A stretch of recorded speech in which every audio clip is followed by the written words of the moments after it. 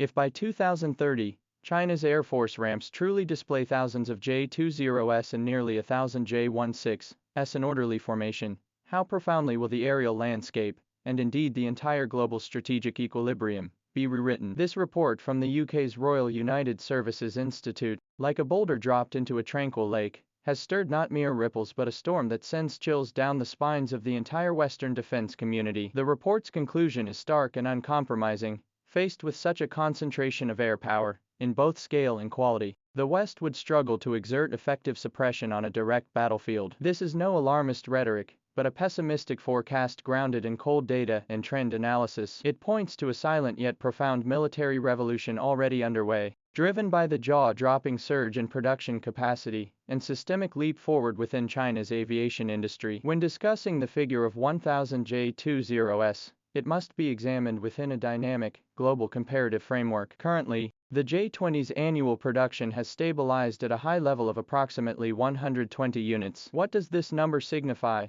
It means that the annual output of just one Chinese heavy 5th-generation stealth fighter is sufficient to match the combined total of 5th-generation fighters possessed by all European nations. Even at peak capacity, Lockheed Martin's F-35 production line in the United States reaches only about 150 aircraft annually, a figure that must satisfy orders from dozens of allied nations worldwide. China's production capacity expansion is not merely quantitative, it represents a systematic, organized replacement of existing mainstay aircraft. The report astutely notes that these new J-20s are not merely filling gaps, but systematically replacing the J-11 and Su-27 30th units that once formed the backbone of the Air Force. When elite units flying classic Russian third-generation fighters transition to the cockpits of China's latest stealth aircraft, it signifies a comprehensive evolution of an air force, from equipment to tactical doctrine, from training manuals to combat systems, marking a complete transformation from follower to leader. Meanwhile, the production capacity of Shenyang Aircraft Corporation's J-16 fighter jets is equally formidable, expanding the fleet of bomb trucks at a rate of nearly 100 aircraft per year. This complements the J-20,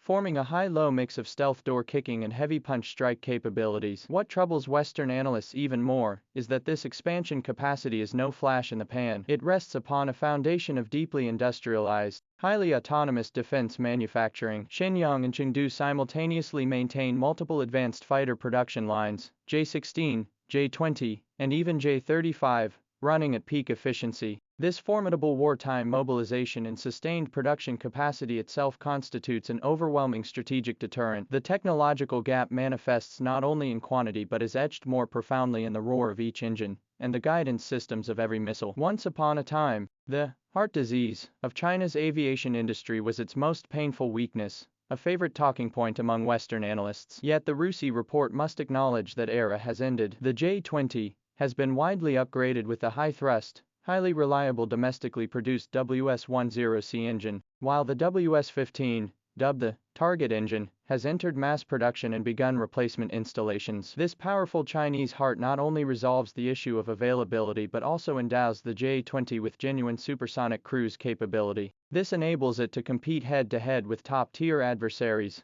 like the F-22 in terms of super maneuverability and high-speed interception performance, completely freeing it from the constraints of power limitations. If the engine is the heart of a fighter jet, then air-to-air missiles are its extended claws. In this regard, the Chinese Air Force has achieved a leapfrog advancement over traditional Western dominance. The PL-15 Super Long-Range Air-to-Air Missile, with a range exceeding 200 kilometers, has been mass-produced and deployed to units. Its effective range significantly surpasses the 130-160 kilometers of the U.S. mainstay AIM-120D. This range advantage of several dozen kilometers is no mere statistical exercise in beyond visual range combat. It enables lethal strikes from distances where the enemy is utterly defenseless, fundamentally upending the rules of aerial engagement established by the West. The report even notes with a hint of bitterness that Pakistan successfully intercepted targets at extreme ranges, using the export variant PL-15E, a capability that may have represented China's technological level a decade ago. Today, domestically deployed variants with enhanced performance and rumored new models like the PL-17 are continuously expanding this advantage of detecting and engaging enemies first. Western air forces will have to wait for the next generation,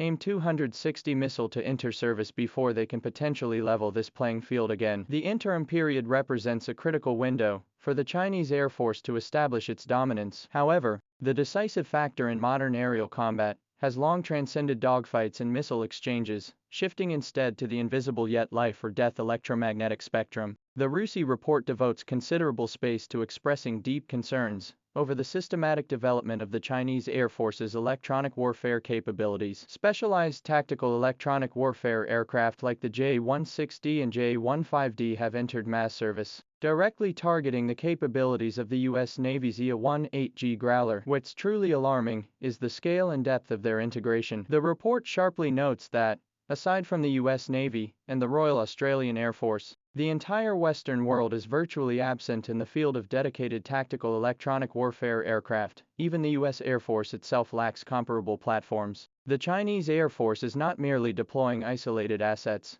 but building a systematic electronic warfare capability spanning high and low-frequency bands, integrating both hard and soft kill technologies. This means that in future high-intensity confrontations, the radar detection networks, data link communications, and weapon guidance systems upon which Western air forces rely for survival could face systematic, high-intensity, and intelligent electromagnetic suppression and deception at any moment. Once electromagnetic spectrum dominance is lost, even the most advanced fighters and missiles become deaf and blind, causing coordinated combat capabilities to collapse instantly. The PLOF's investment in this invisible battlefield indicates it is precisely targeting the Achilles heel of Western combat systems, aiming to deprive adversaries of their sensory and command capabilities from the outset of hostilities. Thus, the true terror of the 2030 scenario outlined in the RUSI report lies not merely in the staggering figure of 1,900 advanced fighters, but in the fully autonomous, highly integrated, offense-defense unified air combat system these aircraft represent. This system ensures strategic autonomy through domestically produced engines, establishes firepower superiority with ultra-long-range missiles,